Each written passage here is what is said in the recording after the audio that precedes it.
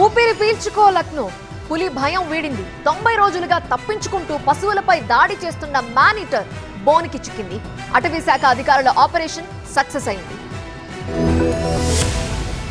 3 నెలలుగా లక్నో రెహమాన్ ఖేడా వాసులకు కంటి మీద కునుకు లేకుండా చేసిన పులిని ఎట్టకేలకు పట్టుకున్నారు అటవీ శాఖ అధికారులు. Chief forest conservator Renu Singh నాయకత్వంలో పులిని బంధించి ఆ ప్రాంత ప్రజలు ప్రశాంతంగా ఊపిరి పీల్చుకునేలా చేశారు.